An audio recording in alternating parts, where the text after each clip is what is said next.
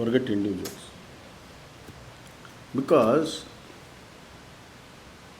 the technology, especially the digitalization of all affairs, ನಾವೇನೋ digitalisation ಮಾಡಬೇಕು ಅಂತ ಡಿಜಿಟಲೈಸೇಷನ್ ಮಾಡ್ತಾಯಿದ್ದೀವಿ. ಆದರೆ ಆ ಡಿಜಿಟಲೈಸೇಷನ್ ಮಾಡುವವರ ಕೈಯಲ್ಲಿ ಇರುವಂಥ ಕೋಡಿಂಗ್ ಏನಿದೆ ಅದು they can create havoc. So once again ಎಲ್ಲ ಸುತ್ತಿ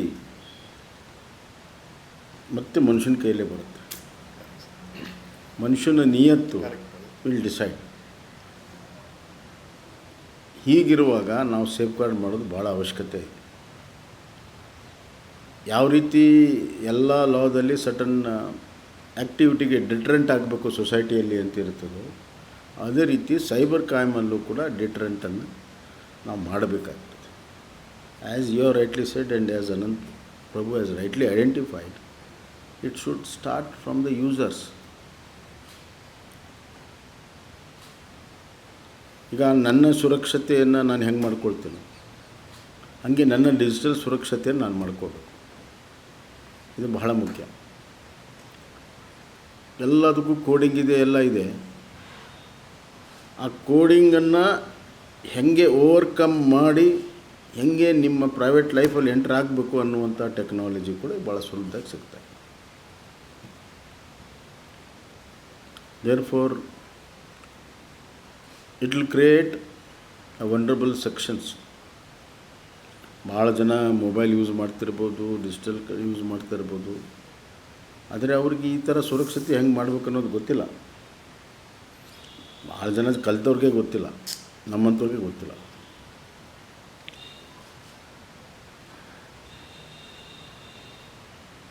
ನೀವು ಜಸ್ಟ್ ಏನೋ ನೋಡ್ತಾ ಇರ್ತೀರಿ, ಸಮಥಿಂಗ್ ವಿಲ್ ಪಾಪ್ ಅಪ್, ನೀವು ಅದಕ್ಕೇನೋ ರೆಸ್ಪಾಂಡ್ ಮಾಡ್ತೀರಿ, that is good enough. And as far as financial cyber crimes, Jamtara ಅನ್ನುವಂಥ ಊರು, it is creating havoc in the entire country.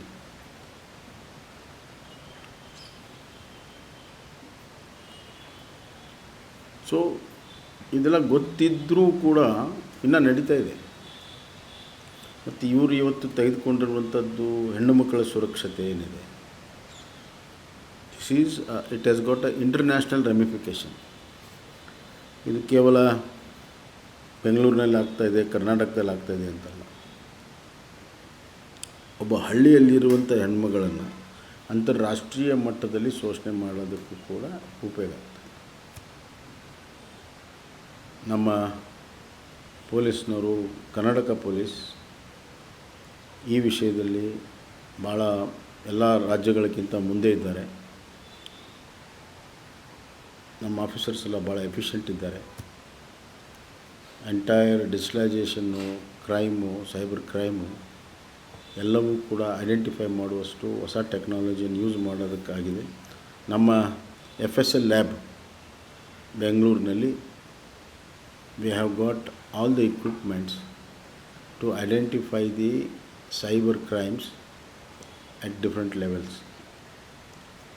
and CID has also got a lot of equipments to identify all that. We have got young officers like Sharath, who is working for a long time now. ಅವರೆಲ್ಲ ಏನೇನೆಲ್ಲ build up ಮಾಡಬೇಕು ಅವ್ರು ಮಾಡ್ತಾಯಿದ್ದಾರೆ. ಇವತ್ತು ಆನ್ಲೈನಲ್ಲಿ ಒಂದು cyber crime ಒಂದು number ತೊಗೊಂಡು ಅದನ್ನು ಬ್ಯಾಂಕಿಗೆ ಕಳಿಸಿದ ತಕ್ಷಣವೇ ಎಂಟೈರ್ ಟ್ರಾನ್ಸಾಕ್ಷನ್ ಅಕೌಂಟ್ಸ್ ಆಫ್ ಬರೀ ಮೊದಲೆಲ್ಲ ಏನಿತ್ತು, ಬರೀ ವಿಕ್ಟಿಮ್ ಅಕೌಂಟ್ಸ್ ಸೀಸ್ ಮಾಡ್ತಾಯಿದ್ರು. ಅದರಿಂದ ಏನು ಪ್ರಯೋಜನ ಇಲ್ಲ.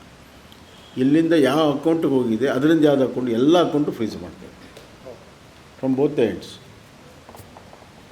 I had a long chat with all the bankers because there was one fraud of worth 50 crores in one of the departments, government department. When I asked my officers to investigate, one team of officers could not break through. Then I sent some young officers who knew about this thing. They break through, ಎಲ್ಲಿದೆ ಏನೆಲ್ಲ ಗೊತ್ತಾಯಿತು. ಆವಾಗ why this has happened? By the time it was siphoned out, ಅವರು ಒಂದು ದಿವಸ ಆದಮೇಲೆ 2 ದಿವಸ ಆದಮೇಲೆ ಕಂಪ್ಲೇಂಟ್ ಎಲ್ಲ ಕೊಟ್ಟಿದ್ರು. ಸೊ ಅದು ತಮಿಳ್ನಾಡಿನ 16 ಅಕೌಂಟಿಗೆ ಹೋಗಿ, ಆ 16 ಅಕೌಂಟು ಮತ್ತೆ ಇನ್ನಷ್ಟು ಹೋಗಿ ನಿಮ್ಮ ಮಂಗಳೂರಿಗೂ ಕೂಡ ಒಂದು ಅಕೌಂಟ್ ಬಂದಿತ್ತು ಅದರಲ್ಲಿ. So I know lot of things, but I can't reveal everything here. ಹೀಗಾಗಿ ವಿ ಟಾಕ್ ಟು ಬ್ಯಾಂಕರ್ಸ್. ಅವ್ರು ಹೇಳಿದ್ರು, without FIR we can't do as per the law. Then we found out that how electronically only we can have a number which will be recognized and it will be further converted into FIR. So ಬರೀ ಮೊಬೈಲಲ್ಲಿ ಅವ್ರಿಗೆ ಗೊತ್ತಾದ ತಕ್ಷಣವೇ ಅವ್ರಿಗೆ ಇದಕ್ಕೆ complaint ಮೊಬೈಲಲ್ಲೇ ಬರೆದ ತಕ್ಷಣ ಒಂದು ನಂಬರ್ ಬರುತ್ತೆ. ಆ ನಂಬರ್ನ ಬ್ಯಾಂಕಿಗೆ ಕಳಿಸ್ಬಿಟ್ರೆ ಇಮಿಡಿಯೇಟ್ಲಿ ಎಲ್ಲ ಅಕೌಂಟ್ಗಳು ಫ್ರೀಸ್ ಆಗ್ತವೆ, victim and offenders. CIR number. So ಈ ಥರ ಟೆಕ್ನಾಲಜಿಯನ್ನು ಯೂಸ್ ಮಾಡ್ತಿರುವಂಥದ್ದು ಕರ್ನಾಟಕ ರಾಜ್ಯ ಮೊದಲೇದು. This has been recognized in police conference by the Honorable Prime Minister, and we made a presentation of it. It was appreciated, and now I think they are going to take up at